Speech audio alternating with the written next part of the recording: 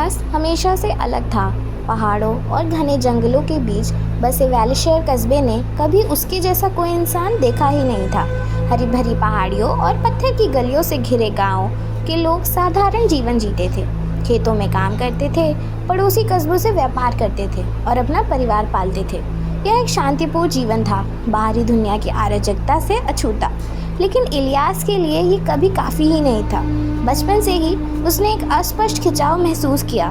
उसके अंदर कुछ ऐसा था जो छिपने को तैयार नहीं था।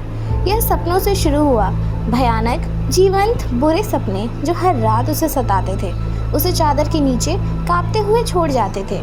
पहले वह बस क्षणिक छवियाँ थी, अजीब आकार, अंधेरे में घूमती हुई परछाइयाँ और फुसफुसाते हुए शब्द जिन्हें वह समझ नहीं पाता था। लेकिन जैसे जैसे वह बड़ा होता गया, सपने और स्पष्ट होते गए। अब वह उन आकृतियों को देख सकता था जो 7 राक्षसी रूप थे, जो उससे ऊंचे थे। उनके चेहरे क्रूर मनोरंजन से विकृत थे। सबसे पहले जो प्रकट हुआ वह कामुकता थी, एक आकृति जो किरमिर्जिरी रंग में लिपटी हुई थी, जिसका चेहरा इतना सुंदर था कि वह किसी को भी अपनी ओर खींच सकती थी। फिर भी इसमें कुछ डरावना था। उसके आकर्षण का लोभ गहरी, दर्दनाक भावना के बाद आता था, जैसे कि उसे खा लिया गया हो, एक ऐसी भूख जो कभी तृप्त नहीं हो सकती। फिर लालच आया। सोने में लिपटा हुआ एक आदमी जिसकी आंखें जलते हुए कोयले की तरह थी। उसकी उपस्थिति मात्र से कमरे एक भारी दबाव भर गया, जैसे कि दुनिया को उसकी इच्छा के अनुसार मोड़ा जा सकता हो। उसकी आवाज़ धन, शक्ति और महिमा के बाद फुसफुसाती थी, सब कुछ किसी की आत्मा की कीमत पर। क्रोध उसके बाद आया, एक क्रोधी, जलती हुई आकृति जिसकी आभा से पृथ्वी भी झुलसी हुई लगती थी।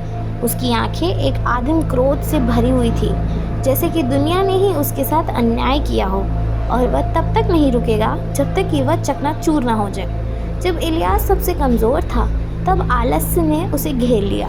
फटे हुए वस्त्रों में लिपटी एक आकृति, एक आलसी उपस्थिति जिसने उसके कंधों पर भारी बोझ डाल दिया। ऐसा लग रहा था मानो इस आकृति के सामने दुनिया थम सी गई हो। सब कुछ सुस्त लग रहा था, जैसे कि निष्क्रियता के दबाव में समय ही धीमा हो गया हो।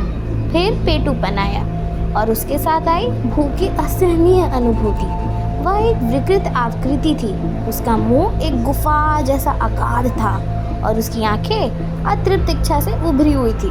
उसके स्पर्श से सब कुछ, दृष्टि में आने वाली हर चीज़, उन सबको खाने की एक ज़बरदस्त ज़रूरत पैदा हुई, जब तक कि कुछ भी ना बचा हो सिवाय खालीपन के।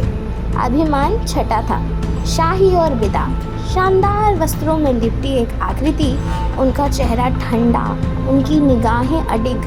वे एक राजा या रानी थे जो मानते थे कि दुनिया उन पर सब कुछ बकाया रखती है, और इलियास के मन में वे हमेशा पूजे जाने, दूसरों से ऊपर उठाए जाने की मांग करते थे। अंत में ईर्ष्या थी, वह सबसे सूक्ष्म थी, फिर भी कई मायनों में सबसे खतरनाक भी थी। ईर्ष्या ने इलियास के कान में फुसफुसाया, जिससे उसे अपनी हर चीज़, हर बंधन, हर दोस्ती पर सवाल उठने लगा। उसने संदेह के बीज बोए, यहाँ तक कि छोटी सी नाराज़गी को भी एक गहरे घाव में बदल दिया। ये 7 आकृतियाँ बचपन में उसे सताती थी। कई बार वे उसके बुरे सपनों का हिस्सा, उसके अवचेतन का हिस्सा लगती थी।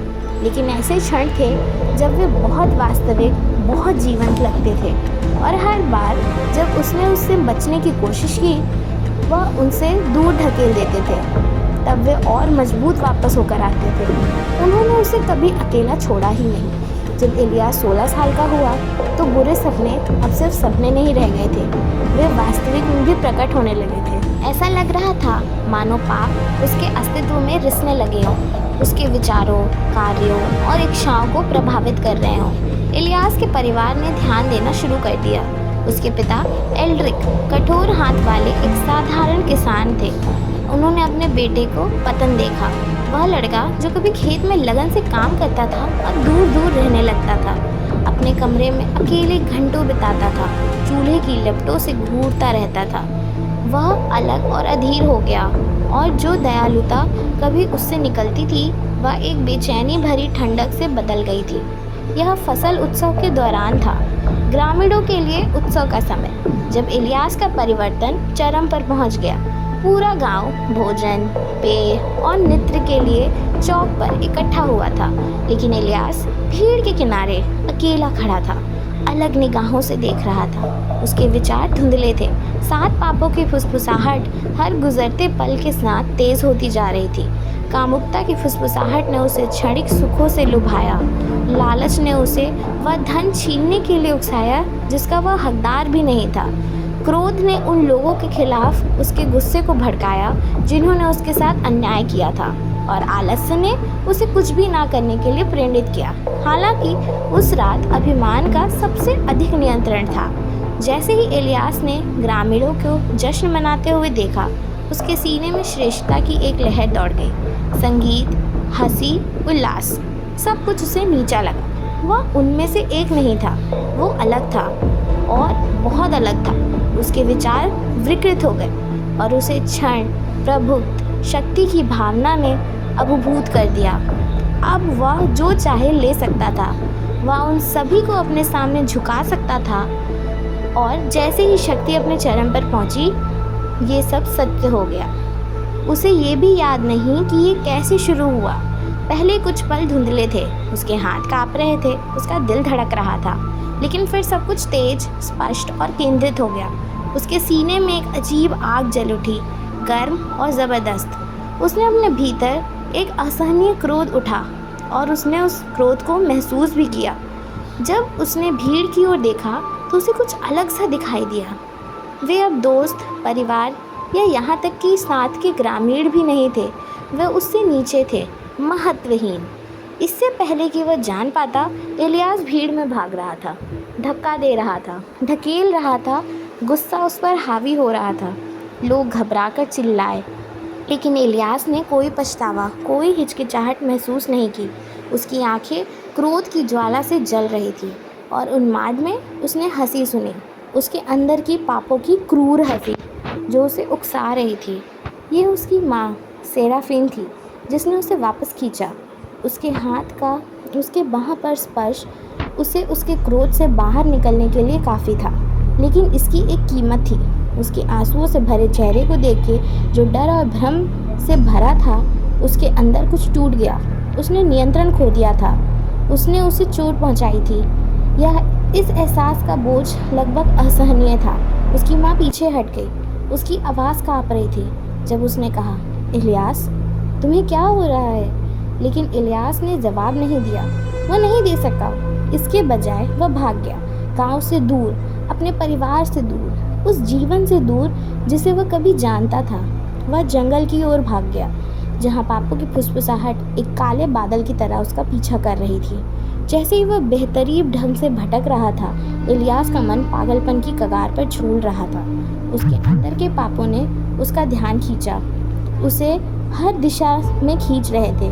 वे अब सिर्फ उसके सपनों की आकृतियां नहीं थी, वे वास्तविक थे और नियंत्रण चाहते थे।